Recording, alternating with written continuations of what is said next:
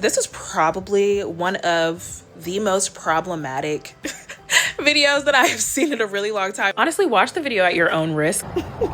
Waste of time. Hey, welcome or welcome back. Today, I want to look at this Confessions of a Former Body Positive Influencer video. I was on magazine covers and making headlines. It was the late 2010s and body positivity exploded. Versace brand featured 3 plus-size models. Full-figured, plus-sized lady. American Vogue. Sports Illustrated. A huge step forward for body positivity. Seeing a community that welcomes you with open arms and tells you there's no pressure to look this way, to be this certain weight.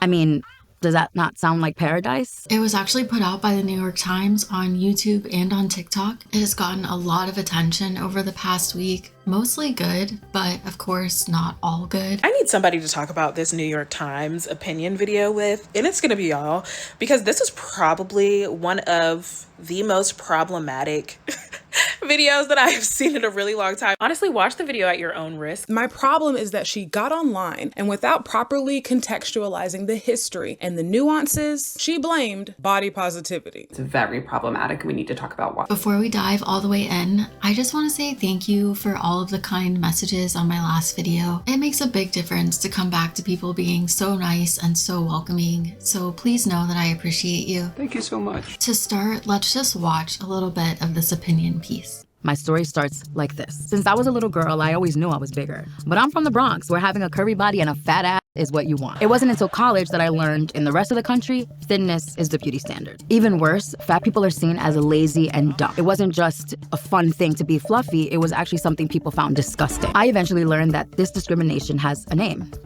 fat phobia. If Garbiella looks familiar, it's because this is the same creator who went viral a few years back when she originally critiqued this movement. Despite being a pioneer in it and seemingly gaining a lot from it in the way of exposure, brand deals, and all the normal influencer type opportunities, she ultimately expressed some guilt about pushing the BOPO message. I actually feel kind of guilty for being a part of this movement, and I know it's not a joke, and I'm saying this out of love, not out of self-hate. But let's be for real. Health is real. Organs failing is real. Diabetes, heart disease, all that shit is real. It is real, okay? It's not fat phobic to care about your health. And don't let nobody else convince you that taking care of your health is fat phobic. And if somebody's telling you that, it's because they're miserable and they want you to stay fat like them. She got insane backlash to that message. In 2023, the social climate around body positivity was totally different than it is now. The backlash was massive. I've literally been seething with anger. It's blowing my mind how fat phobic you've become. You should know better and do better. The body positivity community branded me a pariah, and so I left. People got really mad, even though she basically just expressed that she appreciated a lot of body positivity, but she was also acknowledging harm that could come from it. Seemingly some harm that she hadn't considered possible before that TikTok in 2023. And based on this New York Times piece, it seems like some of that realization was brought on by a personal loss. But as the body positivity community became more radical, I was scared to say the wrong thing, so I stayed silent. Then, my friend died. She was a body positivity influencer who founded the world's first plus-size salon. All bodies, all sizes, and has custom chairs that hold up to 800 pounds. The story of Jamie Lopez passing went viral a few years ago at the end of 2022. The headlines were that a body positive influencer had lost their life at the young age of 37. She was just someone I considered like a big sister. Taught me about business and taught me about the movement. I worried about her a lot. After she was bedridden because of heart failure, Jamie expressed her desire to lose weight. I haven't left the house in 2 years, and I just learned to walk again. I really believed that she was going to make it out of it. But in late 2022, she died at 37, reportedly from heart complications. Like, I didn't want her to feel like I was trying to tell her what to do, and I kind of wish I would have spoke up maybe more.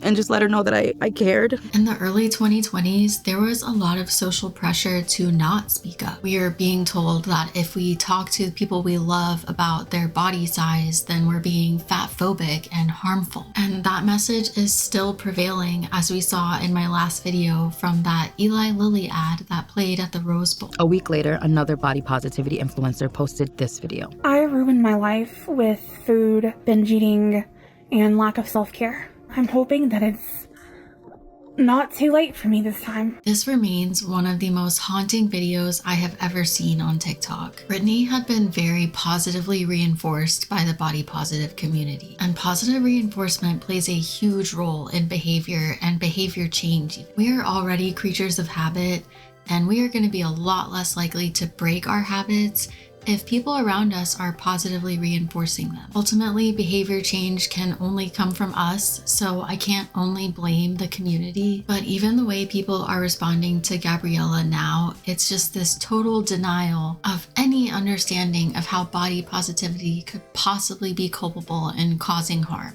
Just months before, Brittany said she developed type 2 diabetes and serious weight-related skin infections. So my pelvic region is literally the size of like a large purse. It's extremely swollen and hard. 1 week after posting that video, begging the universe for another chance at life, It's really scary how bad things can get. she died. She was 28. I don't know for sure if Jamie and Brittany died because of their size, but hearing their own regrets, I couldn't help but think of myself. Seems like a really reasonable response when you see people who are part of the same movement as you, who have a similar body type as you, start losing their lives at young ages. It was one thing to sacrifice my adventurous lifestyle.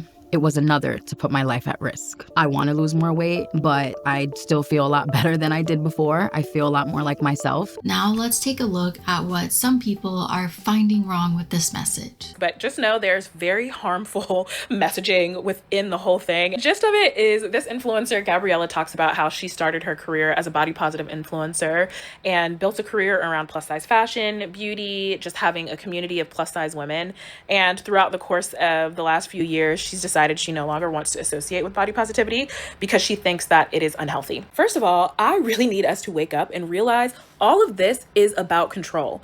It is about controlling women's bodies and policing how we believe we are allowed to show up. This is obviously just a misrepresentation and belittling of Gabriella's message, but the control angle is an interesting one. I can't think of anything more controlling than being bedridden for 2 years and having to learn how to walk again, like we saw with Jamie. I haven't left the house in 2 years, and I just learned to walk again. Just so we're clear, that New York Times opinion piece about body positivity, waste of time. Lazy research, a very poor, unnuanced take. Yeah, if you want to talk about body positivity, don't talk about it with somebody fatphobic who doesn't even understand what body positivity is. And furthermore, if you're going to include research, make sure you have both the proper analytical and critical thinking skills to discuss said research. So interesting that she didn't give us any information or insight as to why Garbiella is wrong or why she doesn't know what she's talking about. But what's not fatphobic is this.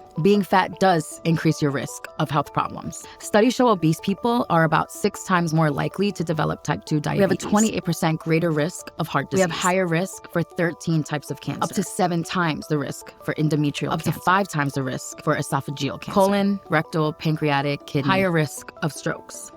We can still be body positive while acknowledging these risks. We can still love ourselves, even if we want to lose weight. That's what real body positivity should stand for.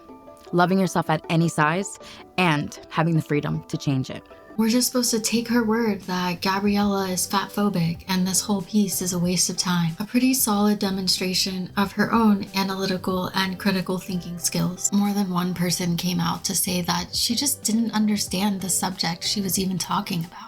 It's very much giving. You pioneered a movement you know nothing about. That video about body positivity from the New York Times that Garbiella did a number on, that has set us back so far. And it really disgusts me that a plus size woman of color got up to make that video without knowing what the body positivity movement actually was, because body positivity was never anti-health. My problem is that she got online and without properly contextualizing the history and the nuances, she blamed body positivity. And all that has done is tell people waiting in the wings, it's all right, you guys, you can bully fat people again. Doctors, employers, you can discriminate against fat people. Shame them. You're justified now. The approach was incredibly irresponsible, and the result of this is going to be a lot of harm. The story behind this piece and what they're trying to get you to believe is that if you believe in body positivity, that you're also saying, my health, I don't give a shit. about it, and that couldn't be further from the truth. It's really obvious if you actually listen to Gabriella's message that she is not saying any of these things. Over time, I got heavier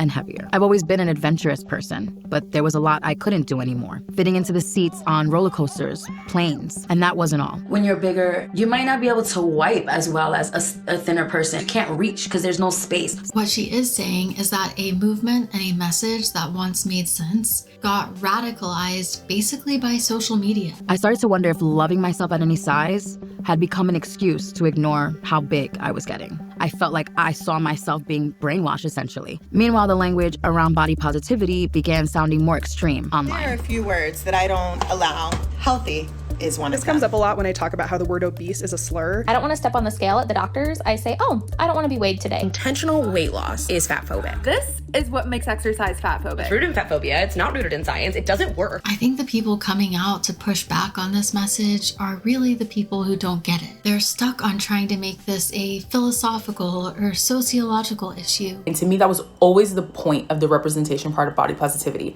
was your weight can't stop you. Your weight can't define you. Go do it. And if no one's allowing you a space, be the space maker. How are you supposed to do that if you're bedbound or debilitated by chronic illness? To anyone feeling unsettled by this video, let me be very clear. Your worth is not tied to your weight. You do not owe anybody health to be deserving of dignity and respect. If you are a champion of the body positive movement, it doesn't mean that you're giving up your health or you're not taking care of yourself.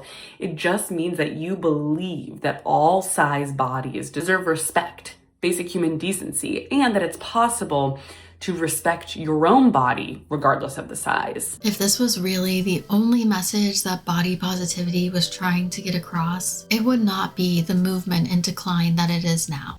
It feels like their internalized fat phobia is still forcing them to see their fatness as a moral issue. When they do have health issues, you know, they think that they failed, that their fatness has failed them. We're not sitting with, why do I feel the need to perform healthiness for the world? The activists who are still clinging to this movement are basically forced into abstracting the issue. They're not going to talk to you about what is or isn't healthy. It's about the social implications of health and what does it mean to perform health. And it's a lot easier to abstract the issue of health when you're not bedbound. The last thing I'm going to touch on is this weird attempt to appeal to the fat liberation movement as some kind of solution to the body positivity problem. I do believe the mindset of body positivity has gotten out of hand, not in the delusional sense. I still think it has a lot of merit, but it has strayed far from the original messaging and far from fat liberation itself. Anti-colonial work is a huge part of the fat liberation movement, and it is why the body positivity movement has failed, because it has time and time again centered white people. So it's understandable that people are leaving this movement. But why not become a fat liberationist instead? So the main problem with body positivity is that it's not fat liberation. The body positivity movement originated from the fat acceptance movement from the 1960s. And it was founded by activists who were aiming to end discrimination against larger bodies. If you have watched the original deep dive I did on the actual origins of fat acceptance, then you know that this is just not true. The real origins of fat acceptance were kind of creepy. It was basically started by men who prefer to date larger women who wanted to feel less judged for that preference. And then you had fat liberation. That returned to the original roots of the body positivity movement, confronting anti-fat bias and the conditional dignity given to fat bodies. Why are we turning our backs on our own? Like, why are we ignoring all the work fat liberationists have done so far and will continue to do? From what I witnessed, it was actually fat acceptance that ruined body positivity. The initial body positive content I remember would be people with scars or physical impairments or unusual physical features, just finding a space and community to celebrate themselves outside of conventional standards. And then, seemingly out of nowhere, it became synonymous with fat acceptance. That did them zero favors. So I don't think a return to fat liberation or fat acceptance is the solution. And that's the issue, isn't it? Is that body positivity has become a trend, not a liberation movement. If we want nuanced conversations, then we should go to fat liberation. We should be prioritizing fat liberation. After years of watching Fat Acceptance together, I would love to hear your thoughts on how nuanced the conversation is. Is this really the space where nuanced conversation happens? What I have witnessed has been rigid, dogmatic, inflexible, and incompatible with reality. I'm gonna go ahead and end this one here. Thank you for making it all the way to the end if you're still here with me. Let me know your thoughts down in the comments below. Please take care of yourself, and we will talk again soon.